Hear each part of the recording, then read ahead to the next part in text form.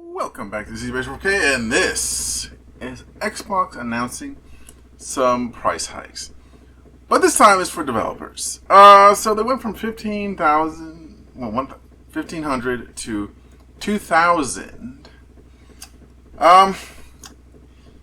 It's a 33% hike according to this article. Now, some of you are probably sitting there like, "Why does this affect me?" Well, it affects you because the price goes up in their area, so the price has to come up in another area, i.e. what you pay for video games will have to go up. Now, some of you are probably thinking that's not a big deal, but let's just go into this article and let's follow through, because some people probably won't be able to afford the price hike in certain video games. This is following a price hike for the Xbox console sold to the consumers implemented earlier this year. That was nuts. Microsoft is now raising hardware prices of developers. As confirmed, it is raising the price of development. Okay. The development with the price reportedly going up from 1,500 to 2,000. That's a 33% hike. Adjustment reflects the enhancements. Okay, I won't go on to finish the whole thing, but macroeconomic reflects the macroeconomic developments. A Microsoft spokesman told The Verge, "Without confirming the exact dollar amount," the site reported, "we remain committed to providing high-quality tools and support for your development efforts." When Microsoft announced this price increase, Xbox consoles sold to consumers, the technology giant also cited macroeconomic concerns. Macroeconomic concerns means overall big economic, like big picture economics, like the entire countries or entire, like, basically the full picture. Okay, this price increase are likely to response to the U.S. President Donald Trump's tariffs on imports from China, which are a 30% currently. Okay, so we'll get into the tariffs a little bit. I know a few facts about that. The Verge said that the price hike for XDKs are going up in the US, Europe, and other parts of the world. XDK's price factors: 40 gigabyte of GDDR6 memory compared to 16 gigabyte of the Xbox Series X consumer model, along with more compute units. These XDKs also include 3 USB ports, debugging tools, a front panel display, and other elements not found in consumer models. Microsoft has also raised prices of Xbox Pass, with the ultimate tier going to 50% to $30 a month. This company has admitted the price increases never fun for anybody. Microsoft CFO Amy Hood is reportedly mandating increased margins at all divisions, including Xbox. Microsoft will release its next earnings report on October 29th, at which point the company will share an update on how much money it's made over the past 3 months. Now, the reason why this is all important, I'll summarize it quickly, is the money has to come from somewhere. If they're losing money substantially on something, they're basically, I wouldn't say panicking, but they're trying to get money everywhere they can. They're trying to pinch every penny.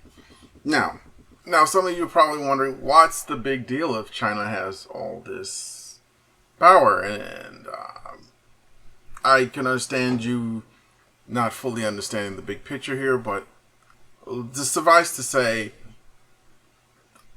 other world powers do not like being subjugated in any shape or form by another world power. I'll summarize it like that. And some of you probably, well, it's not subjugation. Look, you're being forced to move or act in a certain way that you wouldn't normally act. So, in many ways, they do not approve of that because they like to be free moving. This isn't a bad thing necessarily, because certain things will be innovated or shifted or changed. Like, competition breeds creativity and innovation. So we'll see what this will shake up to be in the near future. But for right now, we're all concerned about the price hikes, and I understand that. The price hikes are pretty bad for not just the consumer, but for the developers. So the question isn't how badly this is going to affect Xbox. This is a question of how badly do you think it's going to affect the entire gaming industry as it is right now. And my thinking is we're seeing Xbox take the first steps, but we might see PC take some steps. We might see PlayStation take some steps as well. Like, I'm hearing a number of rumors that certain consoles have been canceled for the future. Well, we don't know. We shall see. The only person I don't see being worried about this at all is Nintendo. They straight up do not care. That's what they appear to look like on the outside. Probably inside they're running around like maniacs, panicking, like, oh no. But the reason why these price hikes are happening is because a lot of people have speculated we've been overdue for some price hikes in gaming for a while now, and the tariffs just sort of just sped it up. It was probably going to happen eventually. Like, it was going to happen eventually. Maybe, we don't know, but the tariffs probably sped it up. We don't know. But we do know it is happening.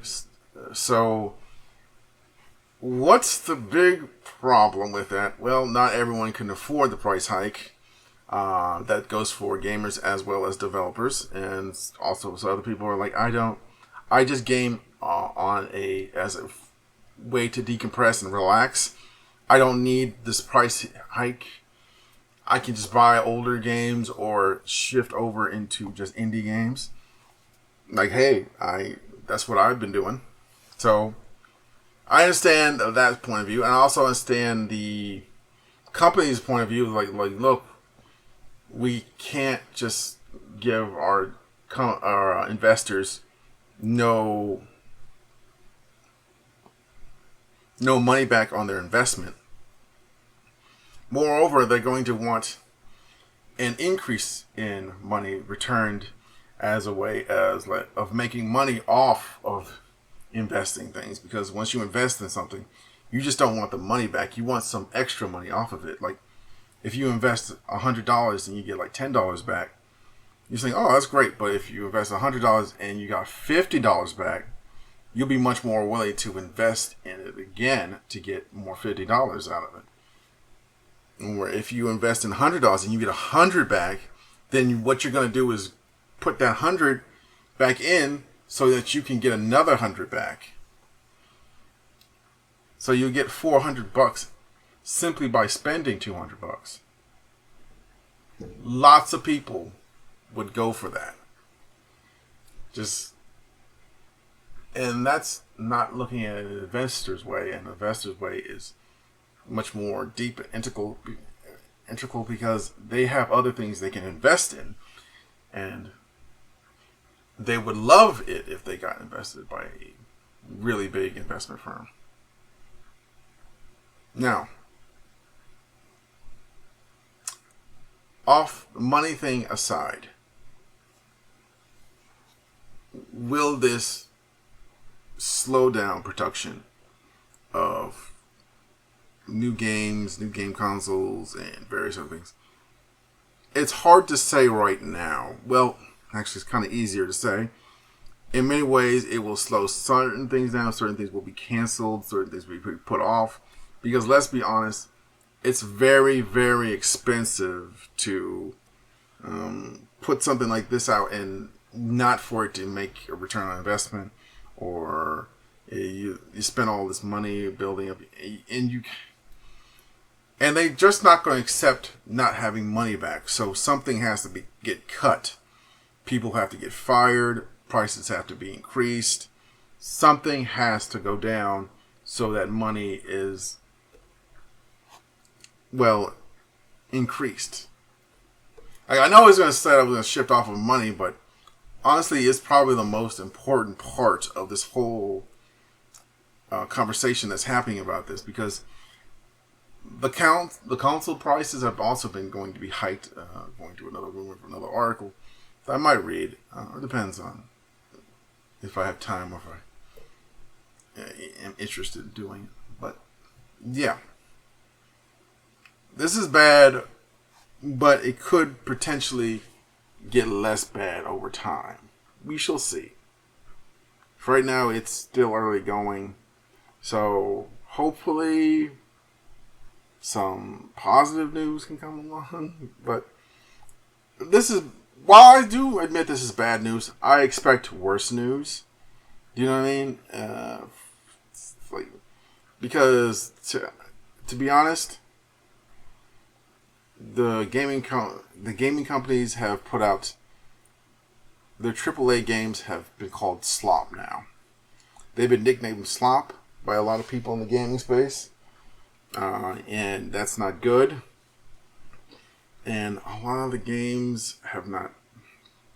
Well, let's just say they mirror that slop title. Well, meanwhile, people who put out a typing game or something like that, or a game that cost them like $500 to make, is now making thousands and thousands of dollars, even bordering on millions.